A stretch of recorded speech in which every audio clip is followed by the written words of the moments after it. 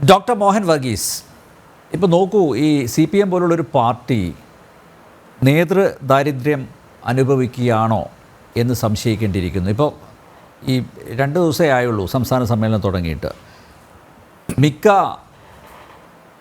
പത്രങ്ങളിലും ക്യാപ്റ്റനായി പിണറായി തുടരുമോ എന്നുള്ളതാണ് പ്രധാനപ്പെട്ട ചോദ്യം, അല്ലേ? അവിടെയാണ് ഈ PP ചിത്തരഞ്ജൻ്റെ വിമർശനത്തെ നമ്മൾ ശ്രദ്ധേയമായിട്ട് കാണേണ്ടത്. എന്തായാലും ചിത്തരഞ്ജന് പിണറായി മാറണം എന്ന് പറയാൻ പറ്റില്ല. അതുകൊണ്ട് പരോക്ഷമായി അദ്ദേഹം കണ്ണൂർ ലോബിയെ ആക്രമിക്കുന്നു. കണ്ണൂർ ലോബിയുടെ അപ്രമാദിത്വം പാർട്ടിയിൽ നോക്കൂ. നമുക്കറിയാം, TM Thomas Isaac, MA Baby, G Sudhakaran, അസംതൃപ്തരുടെ ഒരു നീണ്ട നിര തന്നെയുണ്ട്, അല്ലേ? അവരുടെയൊക്കെ ഒരു പ്രതിനിധിയായിട്ടായിരിക്കും ഒരുപക്ഷെ ചിത്തരഞ്ജൻ ഇങ്ങനെ ഒരു വിമർശനം ഉന്നയിച്ചത്. അതിൽ കാര്യമുണ്ട്, ശരിയാണ്, കാര്യമുണ്ട്. കാരണം ഒരു പാർട്ടിക്ക് മാത്രം ഒരു ജില്ലയ്ക്ക് മാത്രം കുത്തകയല്ല, അല്ലേ, ഒരു പാർട്ടി എന്ന് പറയുന്നത്.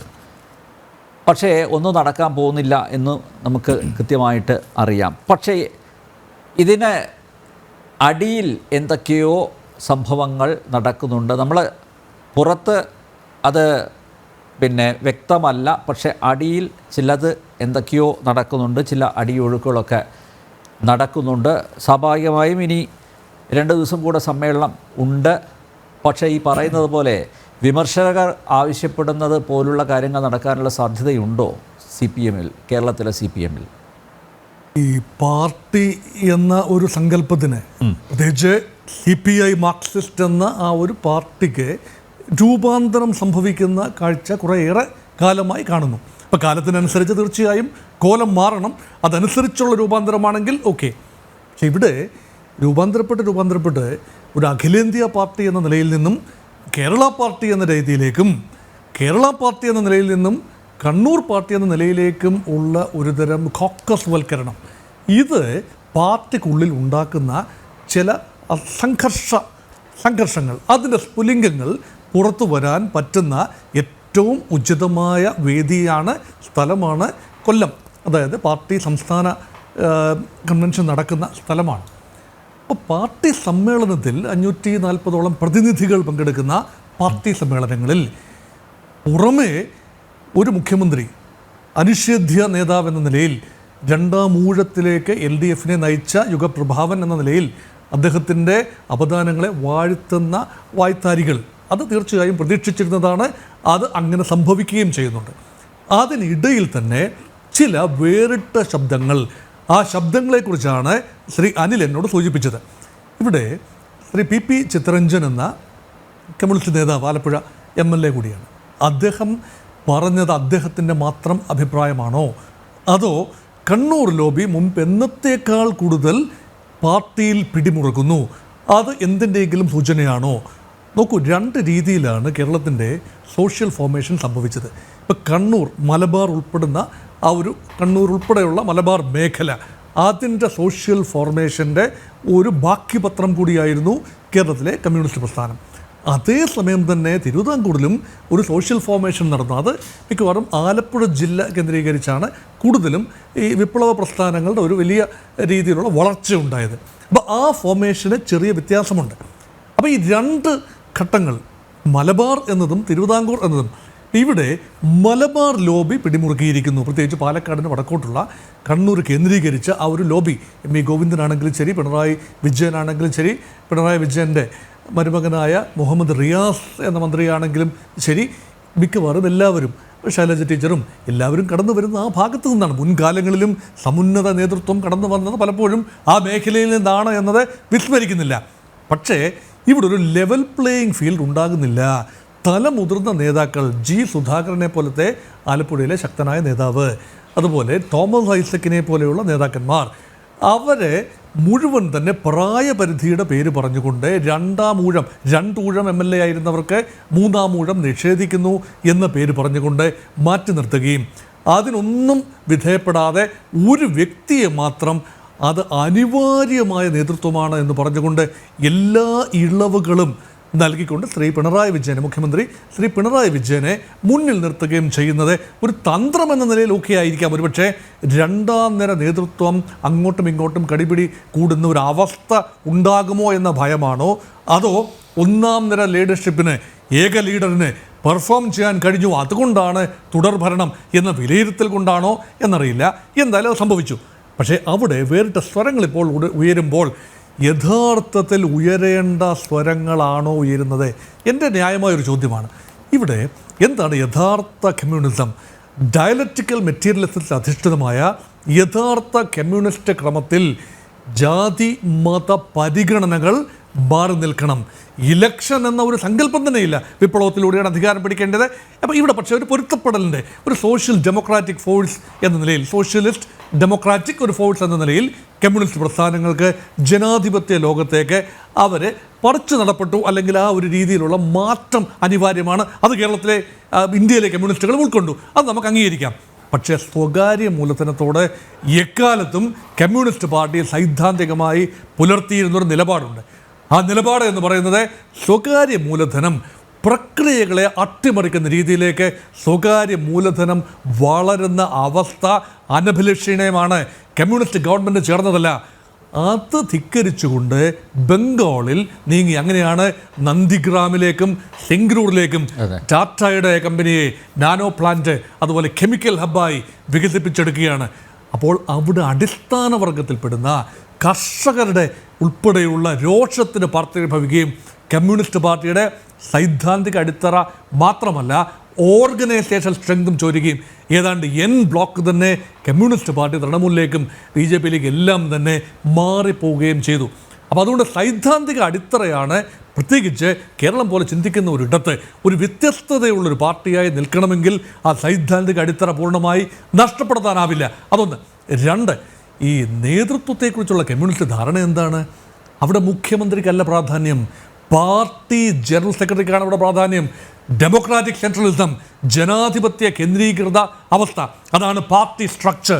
താഴെ തട്ടിലുള്ള ഘടകങ്ങൾ അല്ലെങ്കിൽ ബ്രാഞ്ച് കമ്മിറ്റികൾ, മേലെ തട്ടിലെ ഘടകങ്ങൾ തിരഞ്ഞെടുക്കുകയും അത് ചേർന്ന് ബൂത്ത് ലെവൽ, ബ്രാഞ്ച് ലെവൽ, മുകളിലോട്ട് ഏറിയ, ജില്ല എന്ന് വേണ്ട സംസ്ഥാന കമ്മിറ്റി, കേന്ദ്ര കമ്മിറ്റി, ഇങ്ങനെ തിരഞ്ഞെടുത്ത് അവസാനം പാർട്ടി ജനറൽ സെക്രട്ടറിയിൽ എത്തി നിൽക്കുന്ന ഒരു ഘടന.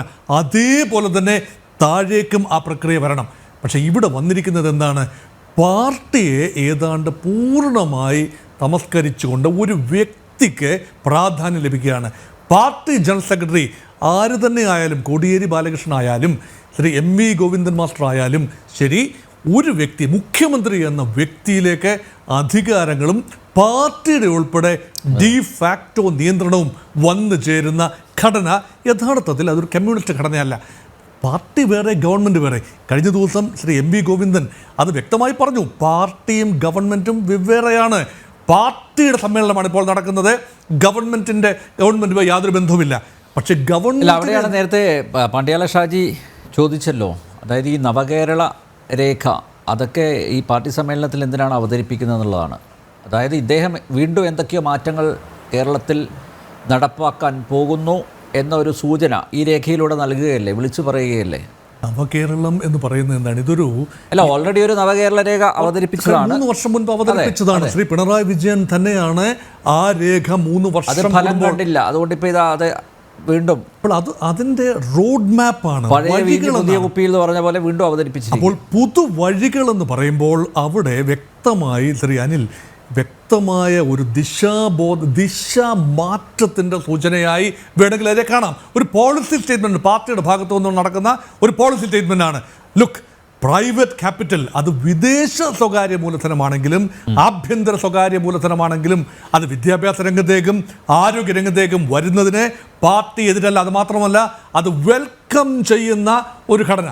2, പബ്ലിക് പ്രൈവറ്റ് പാർട്ട്ണർഷിപ്പ്, PPP എന്ന അവൻ്റെ പേരിൽ പറയുന്ന ആ ഒരു പൊതുരംഗത്ത് പബ്ലിക്കും പ്രൈവറ്റുമായി സ്വകാര്യ, അപ്പം ഗവൺമെൻറ്റിന് പണമില്ല.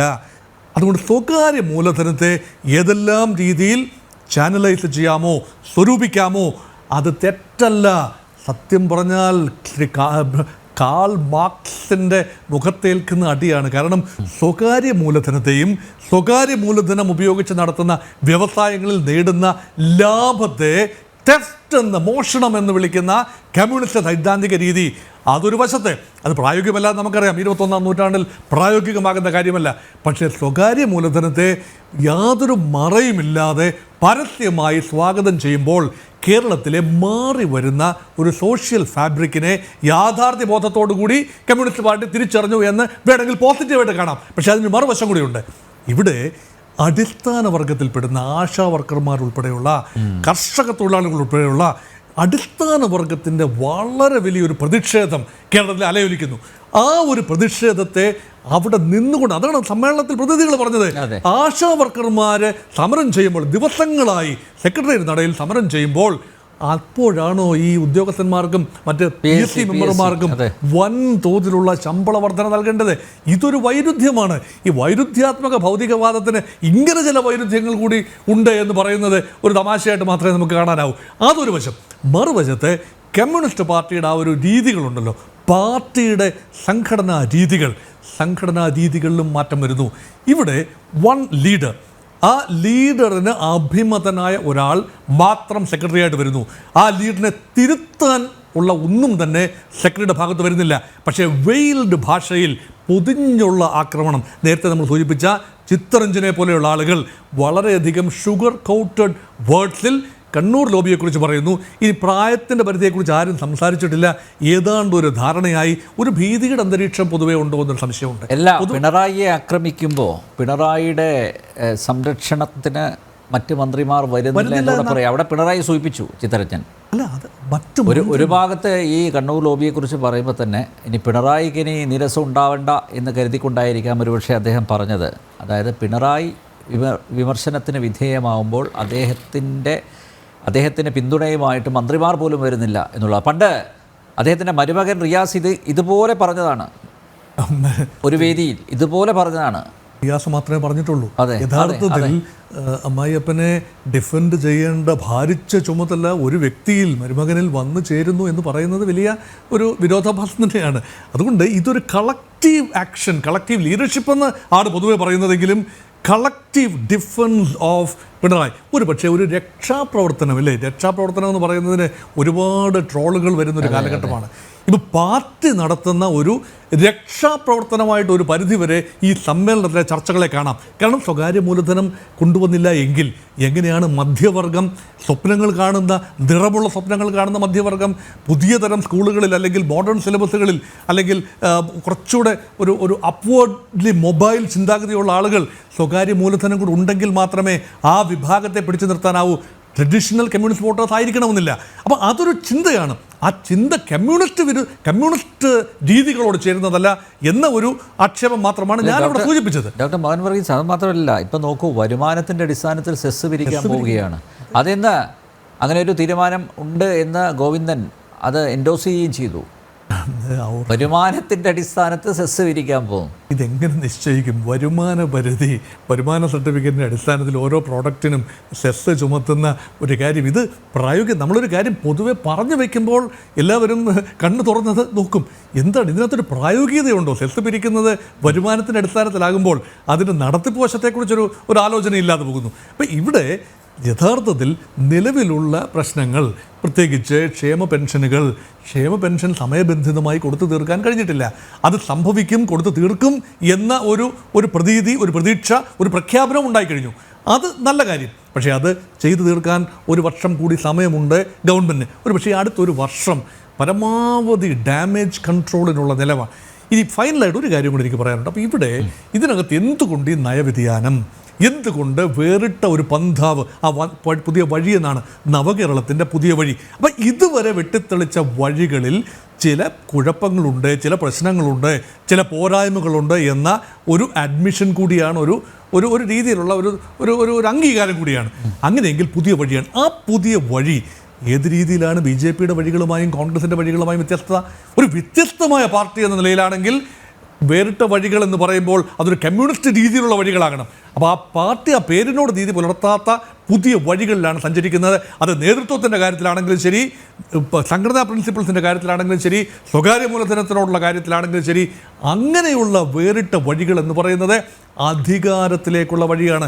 അതാണ് മൂന്നാമത്തെ പിണറായി സർക്കാർ. അപ്പം മൂന്നാം സർക്കാർ നയിക്കുന്നതാര് എന്ന ചിന്ത ഓരോ കമ്മ്യൂണിസ്റ്റുകാരൻ്റെയും ഓരോ മലയാളിയുടെ മനസ്സിൽ ഏത് നേതാവിനെയാവും പാർട്ടിക്ക് മുന്നോട്ട് വയ്ക്കുന്നത്.